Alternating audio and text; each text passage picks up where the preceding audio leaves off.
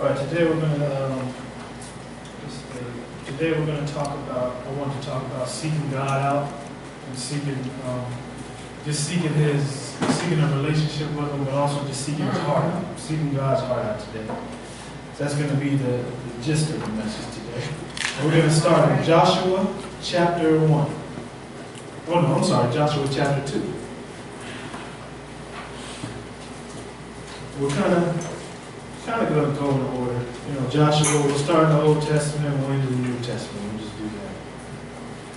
It's really been just seeking God's heart out. It's really just been on my heart. Something that's personally been on my heart. So I just wanted to work through that today and see where we can go. We're going to start in Joshua chapter 2 at verse 2. And just a little context, after Joshua took leadership after Moses passed, and he was to lead the people of Israel to the promised land, and they were, going to start to accumulate land for Israel. So this is around the time we're starting in. So I want to start in chapter 2, verse 2. And Joshua had sent 2 spies to the land of Jericho to spy them out and to see what was going on, to see what was going on within the land, and get a better understanding of what they needed to do to conquer the land, or to be with the land. So in Joshua chapter 2, to start out, Joshua sent his 2 spies out, and they ended up in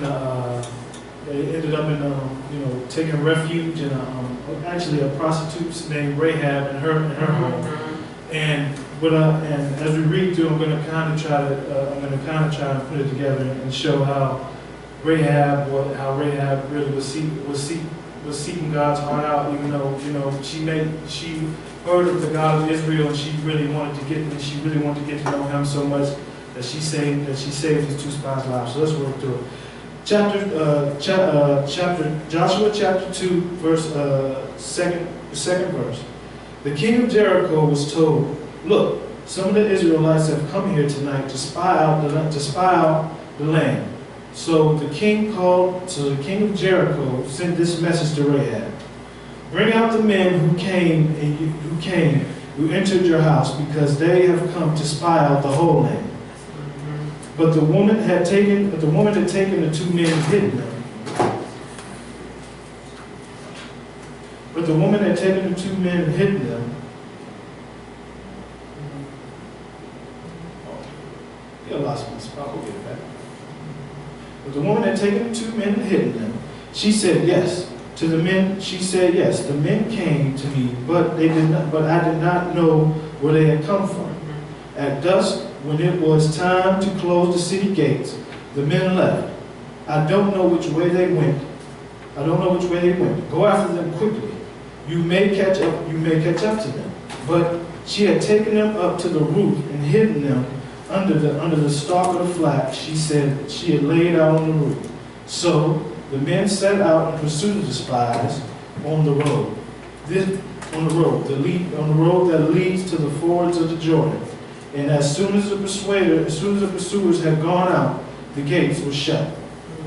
Before the spies lay down for the night, she went up to the roof and said to them, "I know the Lord has given you this land and all the great I know the Lord has given you this land, that a great fear has fallen on us, so that all who live in this country are melting with fear because of you. We have heard now the Lord dried up the water of the Red Sea for you when you came out of Egypt, and what you did in Sihon and Og, the 2 kings of the Ammonites at the east of the Jordan, whom you completely destroyed. When we heard of it, our hearts melted, and everyone's courage fell because of you. For the Lord your God is the God in heaven, above the earth below. Now then, please swear to me by the Lord, that you will show kindness to my family, because I have shown kindness to you. Give me a sign that you will spare the lives of my father and my mother, my brother and my sister, and all who belong to them, and at that you will save us from death." And they responded, our lives for your lives."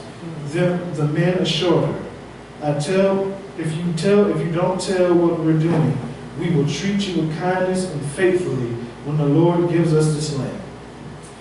I started with that one because it was the God of Israel wasn't really something that Rahab started out with, and it was just the things she heard about and understanding how God brought the Israelites out of Egypt, and just hearing those stories really put a fear of God in her that she wanted to get to know. And so I started with that one because it's a kind of an unorthodox one. It's kind of one we don't think about a lot, but it was interesting to me how she protected the spies, and just wanting to seek out the heart of the God of Israel and seek His mercy. And she had an understanding. She knew that God was going to give Israel this land, and that pass He did. Give Israel the land through His methods. So I thought that I started with that one because that one was very interesting to me. And now I want us to go to just keep it. You guys want to go to 1 Samuel. This one we're a little more familiar with. We're going to go to 1 Samuel chapter 3, starting at verse 1. And this one is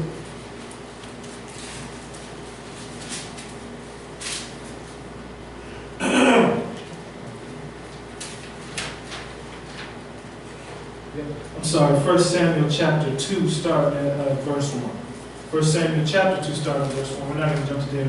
We're going to go to the story of Hannah.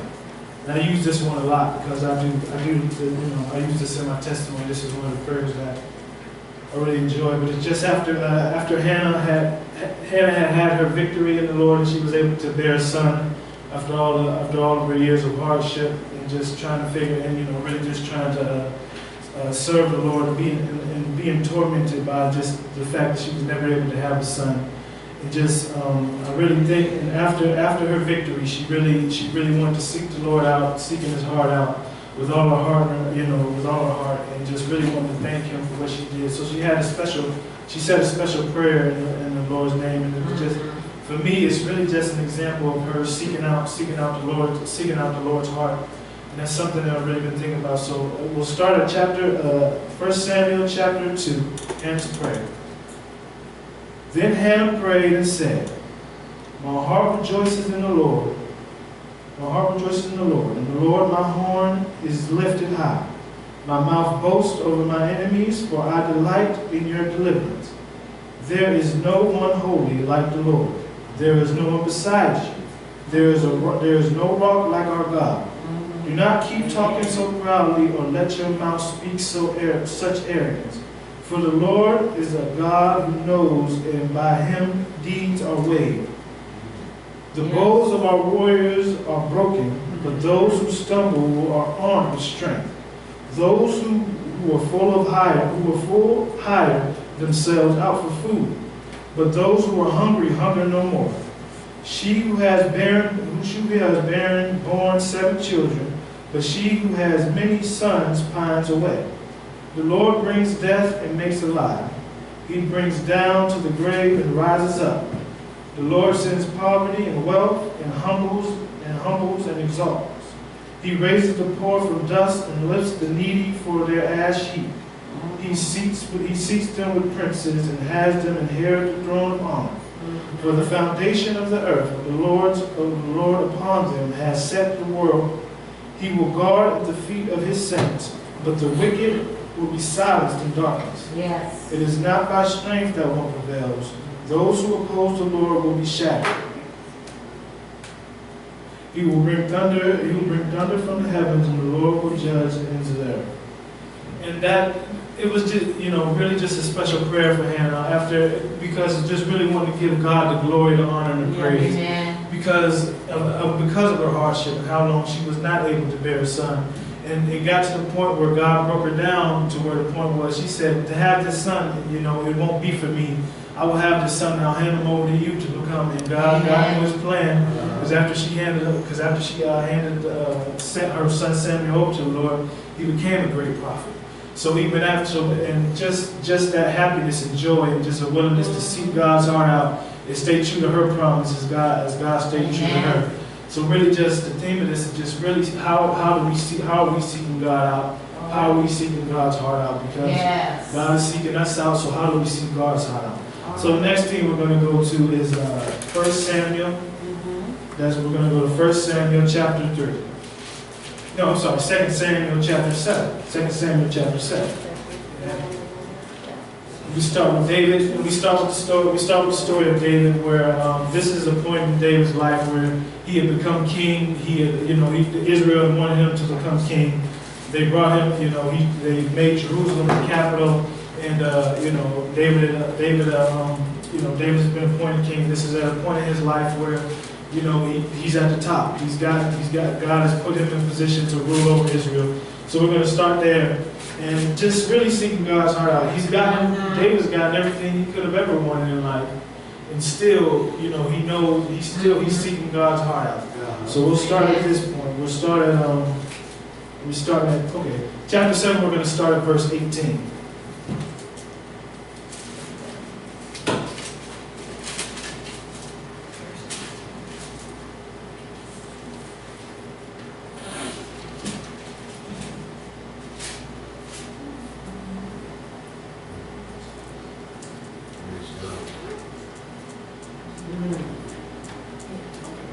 We'll start with David. We're going to do David's prayer, because before we get to this point, David had a conversation with the prophet Nathaniel, just talking about going back and forth about how he wanted to build God. He wanted to give God a temple. He wanted to let God. He wanted to have a place for God to reign. But God didn't want that. God said it was a thing. I've dwelt in the tents. I've dwelt with Israel for a long time, for all this time as I've brought you out. So no, we're going to hold off on that. You're not going to be the one to give me a temple, but I do want to give. But God had a gift for David's, honor, really seeking his heart out, and really not getting caught up in his own arrogance, but really seeking the heart out for God at this point in his life.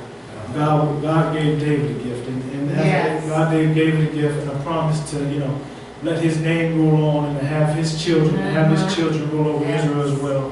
And to really lead Israel to wherever God, to how God wanted to go. But, at this point in David's life, before this was his rise of power, and this was his rise, and this was where he started. And at his highest point, why David had carried so much favor is because he was seeking the heart of God. So we'll start with David's prayer. After God has promised David to keep his line going, and to keep his line as the kings of Israel. And after God gave David this promise, this is David's prayer. Then King David went and sat down before the Lord, and he said, "Who am I, O sovereign Lord?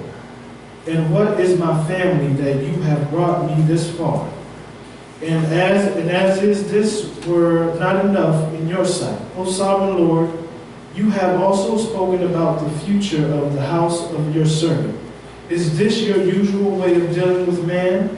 O sovereign Lord, what more can I say to you? For you know your servant, O sovereign Lord.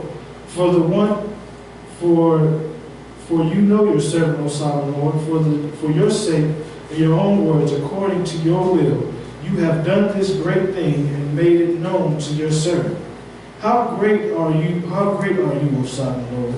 There is no one high like you, and there is no God but you, as we have heard with our own ears, and who is like you, the people of Israel, the one nation of the earth that God went out to redeem as the people for himself, and make a name for himself, and to perform a great and awesome wonder by driving out nations and their gods from before your people, whom you redeemed from Egypt.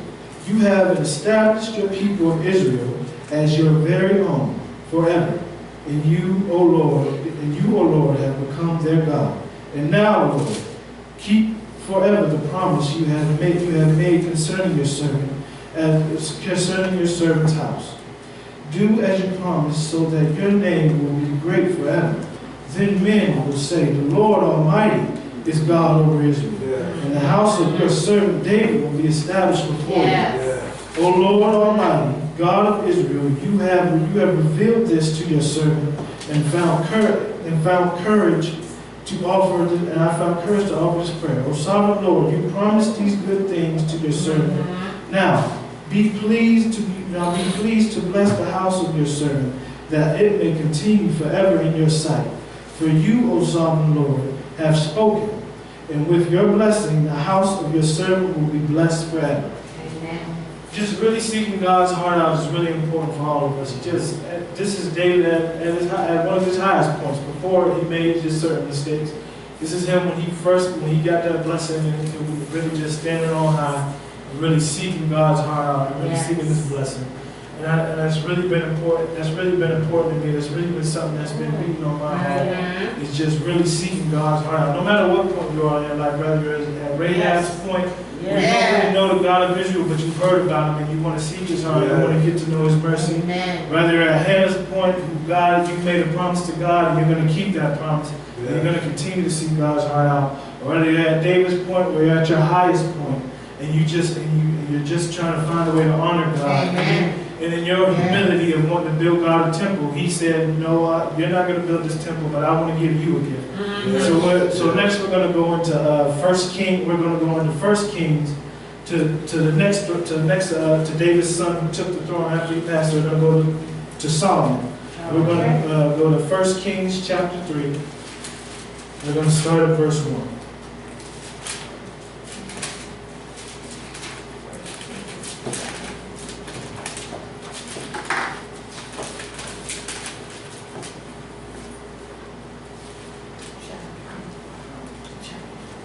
First Kings chapter 3, verse 1.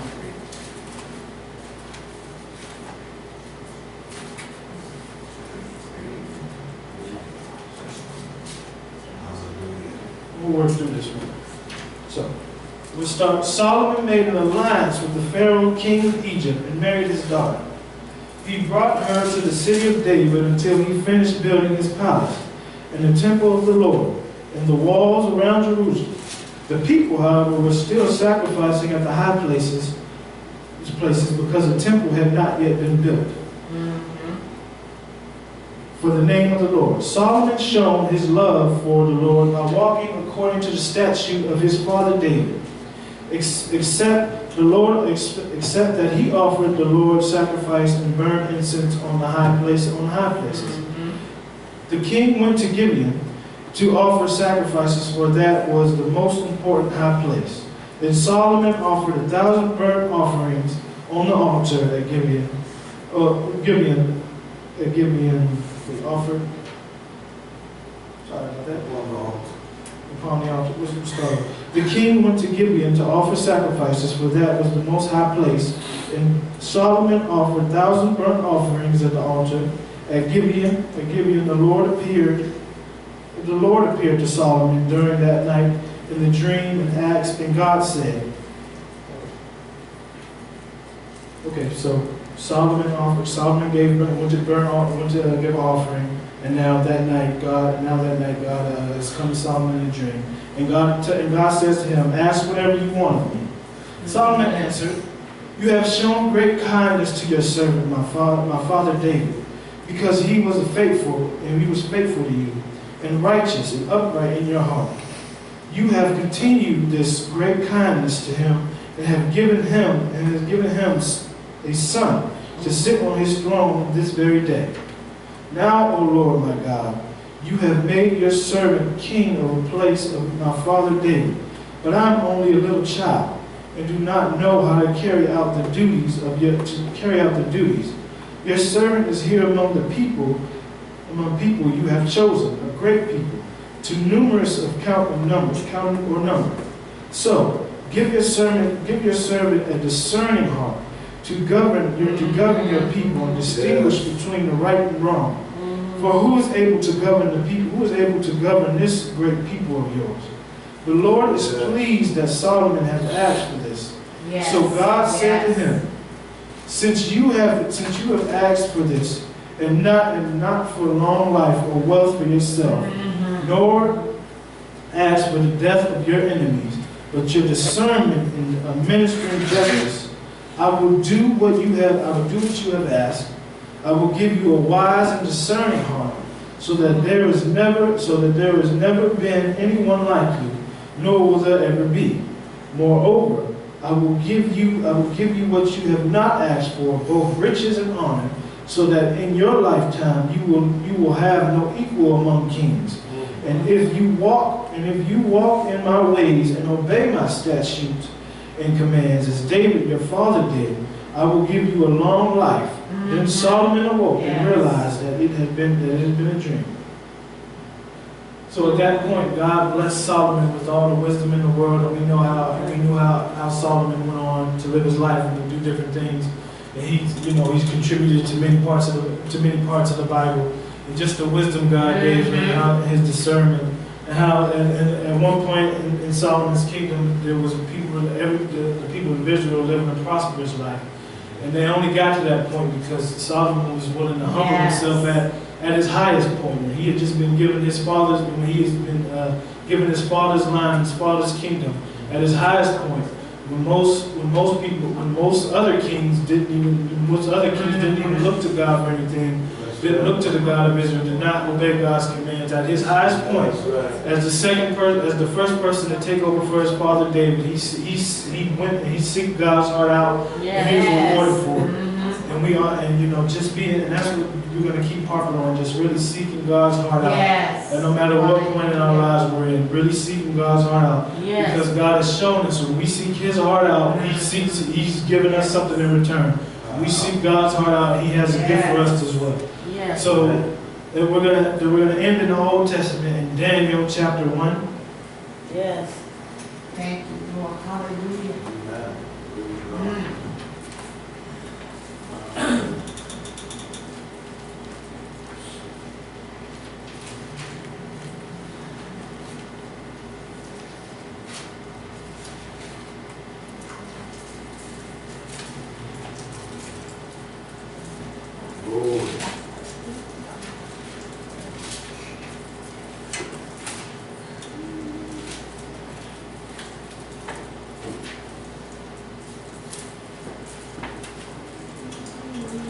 We're going to work this on a little bit. We're going to start at Daniel chapter 1, verse 3. We're going to start at verse 3.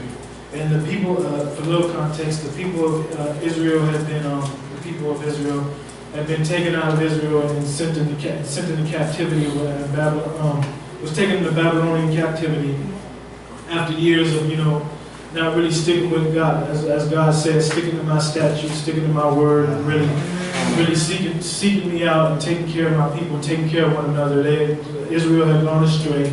So God sent prophets, took prophets before Daniel to tell them that if you don't change your ways, you're going to be taken to Babylonian captivity. So at this point, Israel had failed to do so, so it was sent to Babylonian captivity.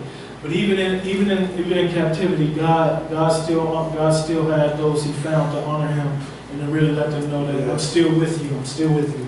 And he did that to Daniel, and this is one of the ways. In verse 3, we'll start at verse 3. So the king Nebuchadnezzar wanted to choose 3 men for his chief of court. So we'll start at 3. The king ordered Ashpenazar, please excuse my pronunciation, I know I'm getting this wrong.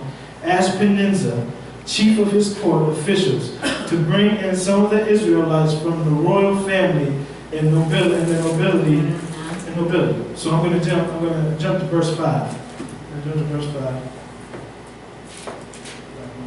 The king would assign them a daily amount of food and wine from the king's table. They were to be trained for 3 years, and after that they were to enter king's service. Among these were Daniel and his friends, and I'm just going to refer to his friends as the names we all know them as Shadrach, Meshach, and Abednego. I'm just going to try to refer to them as that. We're going to get through it, just to not to cause any confusion.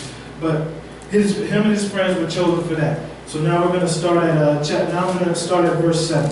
The chief officials gave them new names. Shadrach, Meshach, and Abednego. But Daniel's resolve not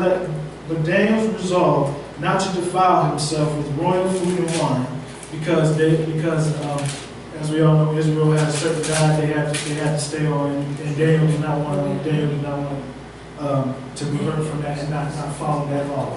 So they were to eat the royal food and wine. And he asked the chief officials for permission not to defile himself in this way. Now God has caused the officials to show favor and sympathy to Daniel, but the officials told Daniel, "I'm afraid of my Lord King, who has assigned your food and drink. Why should he see you looking worse than the other young men your age? The king would then have my head because of you." Daniel then said to the guard whom chief officials had appointed over Daniel, Shadrach, Meshach, and Abednego. Had appointed for Shadrach, Meshach, and Abednego. "Please test your servants for 10 days. Give us nothing but vegetables to eat and water to drink. Then compare our appearance to that of the young men who eat the royal food, and treat your servants in accordance with what you see." So he agreed. He agreed to this and tested them for 10 days. At the end of the 10 days, they looked healthier and better nourished than any of the other young men who had ate the royal food. So the guards took away their choice food and wine, and they were drink and gave them vegetables instead. And that just really, even in captivity, Daniel was willing to honor God and seek God's heart out. And if they would have failed that test, there's a chance that they could have been killed. There's a chance that the guard would have been killed, that Daniel and his friends would have been killed, and it just would have been another casualty. But in that moment, Daniel was honoring God and said, "I'm not going to go away from God's laws. I'm not going to go away from what I've been raised on, what I've lived on my whole life. I'm not going to go away from that. So test us, put us to the test. And if we fail, we fail. But we're going to trust that God is going to deliver us." And we know that happened several different times in Daniel. From the story of the fiery furnace where Shadrach, Meshach, and Abednego refused to bow down to a king's statue, thrown into the fiery furnace, God delivered them from that. God delivered Daniel from the lion's den. So we continue to know that when we're seeking God's heart out, even in our hardships, God has a way of delivering us. When we humble ourselves before God, God has His way of honoring us and delivering us from our troubles, blessing us with something greater that we could have never known of. And as we move to the New Testament, we all know, and I'm about to close, I'm almost done. When we move to the New Testament, we all know that that was one of the things that Jesus had mastered teaching. One of the things I love,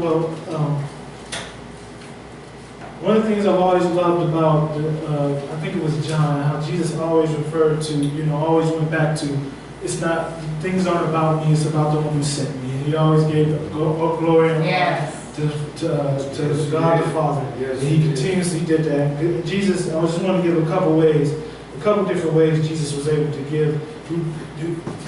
Jesus never accepted people's praise. He said, I'm not here for myself, I'm here to honor my Father. And do my Father's work. So I got a couple examples of that before I close. So if you want to go to John, just John, a quick one.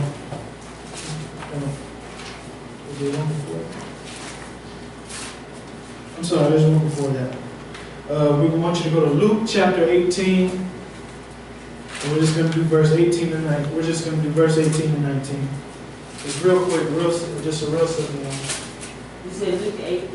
Luke chapter 18, and then we're going to go verse 18 to 19. Just really show God. Jesus did it all throughout the New Testament. But just a couple quick ways, just how Jesus really was able to give His Father, give God the honor, even with saying a few words. And at this point, I have it written down in my book. I'm not sure if I wrote the whole thing down, but just a quick interpretation of it. And a certain ruler asked Jesus, "Good teacher, what must I do to inherit eternal life?"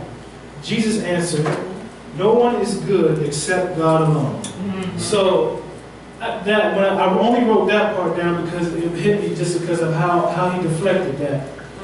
This was a ruler coming to ask Jesus coming to seek Jesus' counsel, Jesus' advice, And just the fact of him calling him good, it was a teaching moment. Jesus just sat back and said, no, don't call me good. Don't call me good. There is no one good except God alone. And really just giving, in that small little moment, giving God the glory, the honor, and the praise. And in that made me interpret. I kind of switched, I kind of adjusted it for Jesus. And I kind of made up the term, there's only one who is good, and Jesus, and the only one greater is the God who sent him.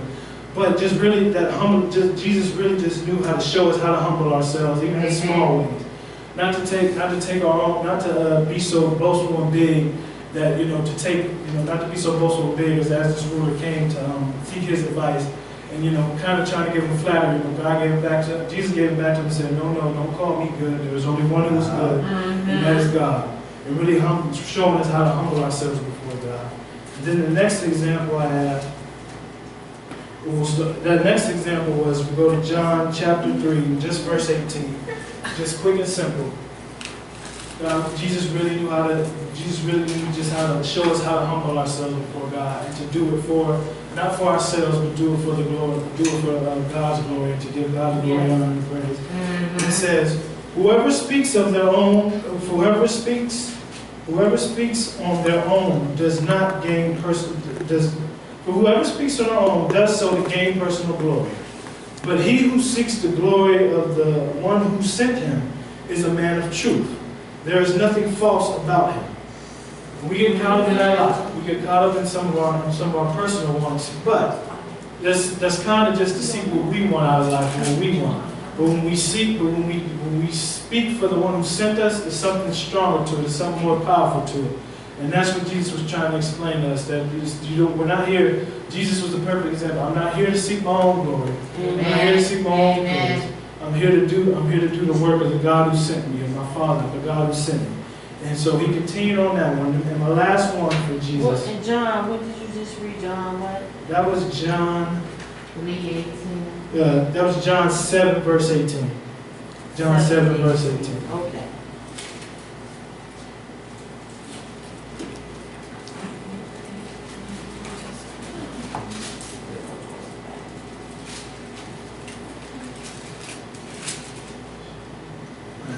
And then we're going to end at, we're going to stop this point at John. We're going to go to John chapter 12. We're going to start at verse 44.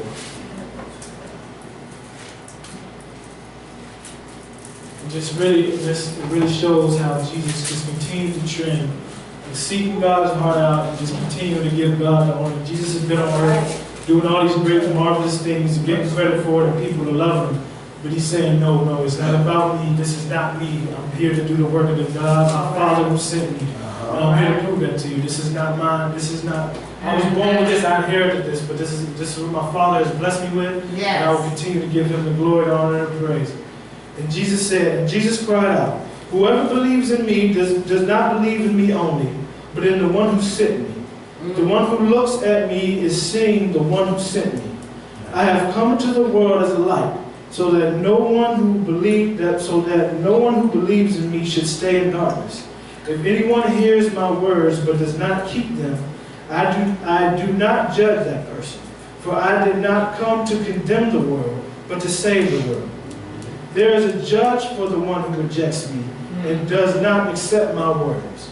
The very words I have spoken will condemn them at the last day. For I didn't speak on my own, but the Father who sent me commanded me to say all that I have spoken. I know that his commands lead to eternal life. So whatever I say is just what the Father told me to say.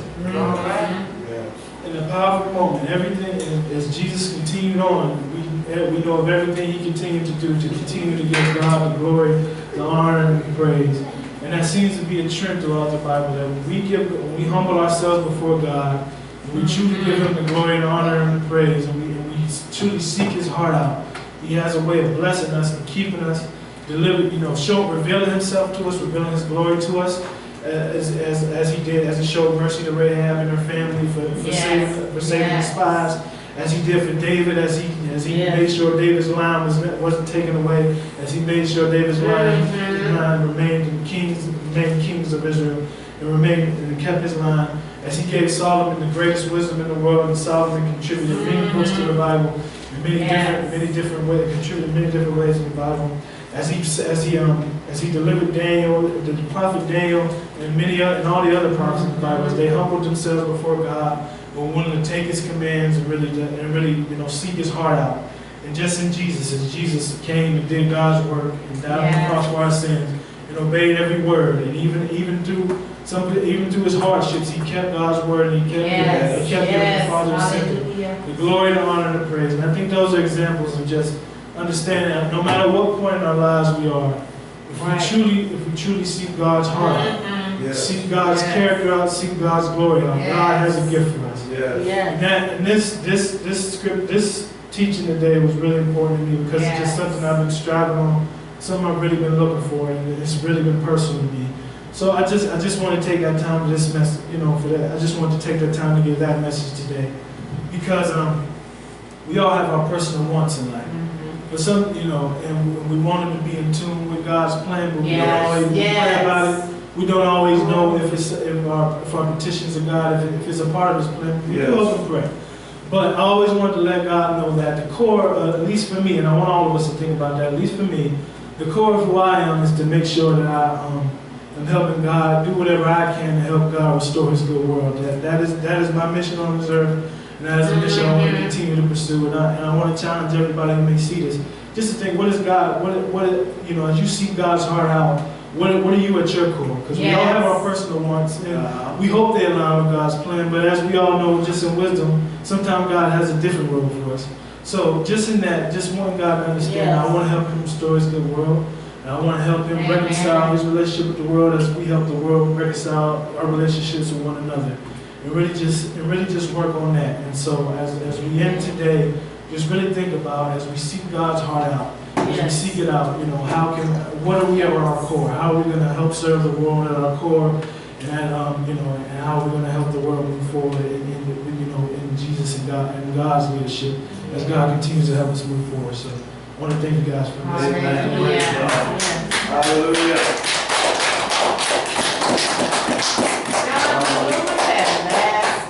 Last scripture that in John, the last one that you read. It was verse 40. 12:44. Okay, thank you. It was 12:44 from 44 to verse